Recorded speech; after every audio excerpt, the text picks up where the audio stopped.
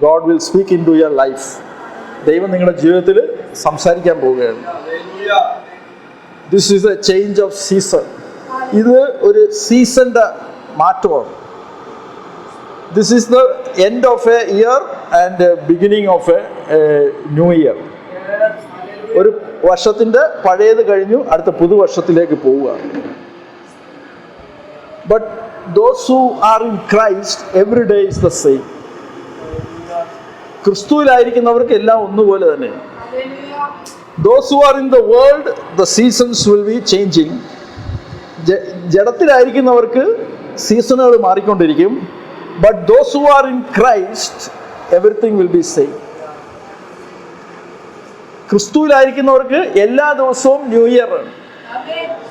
Those who are in Christ, every day is a new year. Every day is a happy day. എല്ലാ ദിവസവും അവർക്ക് സന്തോഷമായിരിക്കും. So do not fear. നിങ്ങൾ ഭയന്നിരിക്കരുത്. Some people are very afraid.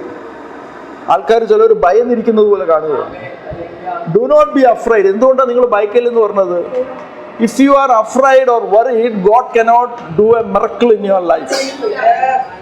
നിങ്ങൾ ഭയന്നിരിക്കുക അല്ലെങ്കിൽ പ്രത്യാശ ഇല്ലാതിരുന്നു കഴിഞ്ഞാൽ ദൈവത്തിന് നിങ്ങളിൽ ഒരു അത്ഭുതം ചെയ്യാൻ പറ്റത്തില്ല. This is the place to teach you how to do miracles.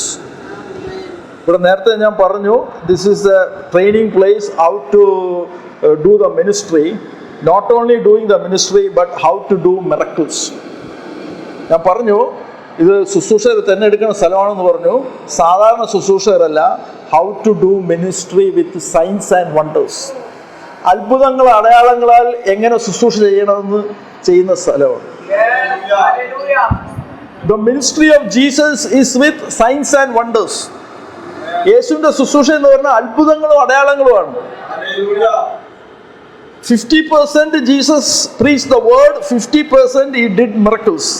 50% വചനം പ്രസംഗിച്ചുകൊണ്ടിരുന്നെങ്കിൽ 50% യേശു അത്ഭുതങ്ങൾ അടയാളങ്ങൾ ചെയ്തുകൊണ്ടിരുന്നു. So this is the place to train how to do miracles. അല്ല പിടികിട്ടിയെന്ന് മനസ്സിലായില്ല. അപ്പൊ അത്ഭുതങ്ങൾ പഠിപ്പിക്കുന്ന സ്ഥലമാണ്. Some people does not know this. How to do miracles. How God use a person to do a miracle. എങ്ങനെയാണ് ദൈവം ഒരു ദൈവദാസനെ അത്ഭുതങ്ങളാലും അടയാളങ്ങളാലും ചെയ്യാനായിട്ട് എങ്ങനെ ഉപയോഗിക്കുന്നത്? First the miracle he should see. അയാൾ തന്നെ ഒരു അത്ഭുതം കാണണം. If he cannot see the miracle, how he can preach the miracle to others?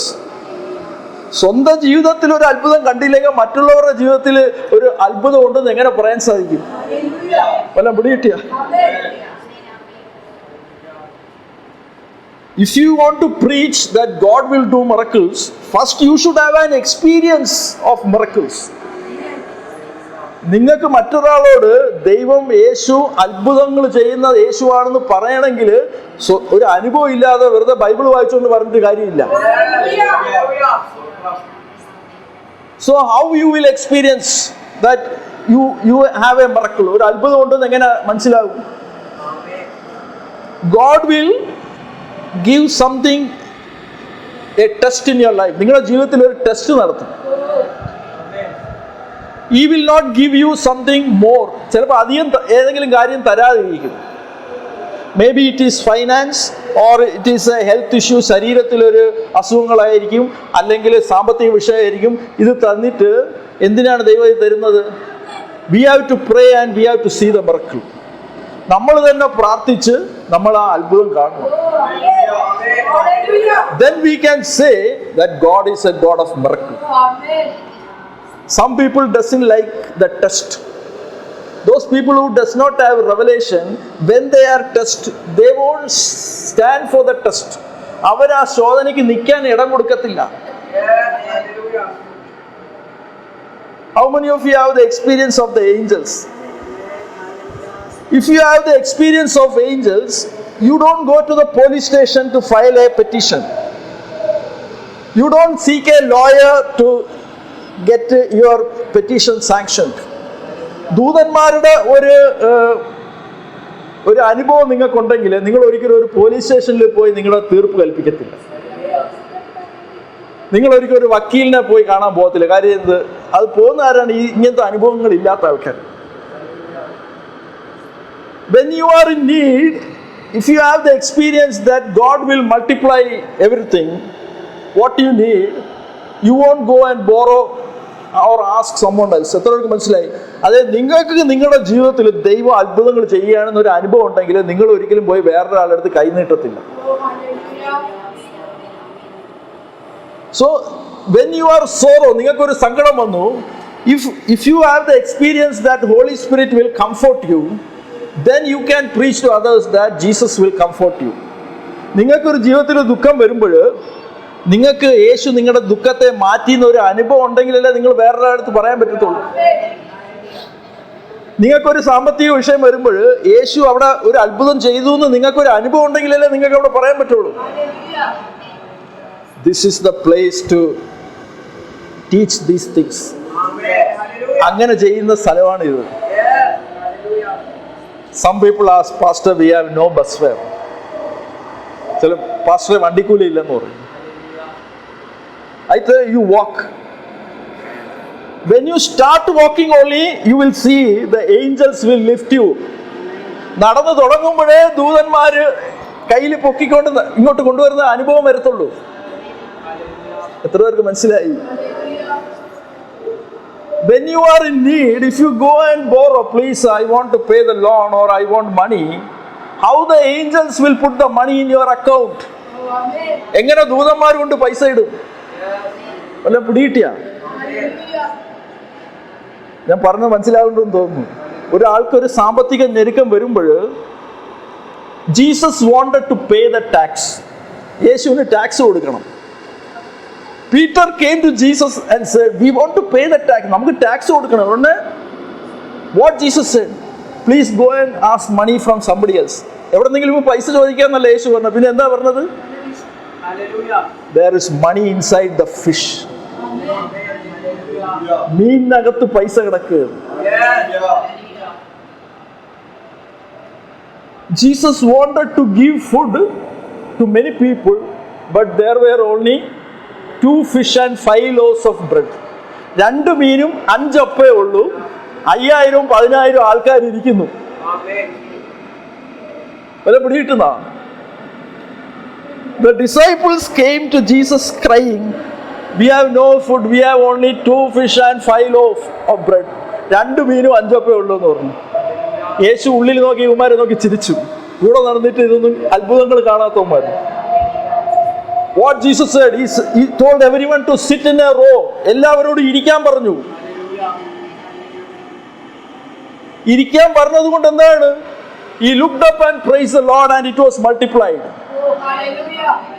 If Jesus was telling, no, let us go and borrow from somewhere, എവിടെന്നെങ്കിലും കടം മേടിക്കാന്ന് പറഞ്ഞാൽ ഈ multiplication കാണുമോ? ചില ആൾക്കാർ എന്നോട് ദേഷ്യമാണ്. എന്നെ ഏൽപ്പിച്ചിരിക്കണം ഇതാണ്. Not only to raise up an army for end time revival, but also to raise up ministers to do miracles. അത്ഭുതങ്ങൾ ചെയ്യാൻ പഠിപ്പിക്കുന്ന സ്ഥലമാണിത്. If you want to do miracle, you have to go through the problems. നിങ്ങൾ പ്രശ്നത്തിലൂടെ നടന്നു പോകണം. If you have a pain in the body and you are saying, I cannot come to church, I have much pain. You start walking. From the moment you start walking, God will release the power. നടന്നു തുടങ്ങുമ്പോഴാണ് അവിടെ സൗഖ്യം നടക്കുന്നത്. സന്തോഷമില്ല. ചിലവർക്ക് പിടികിട്ടി. എന്തിനാ ഞെരുക്കം തരുന്നത്?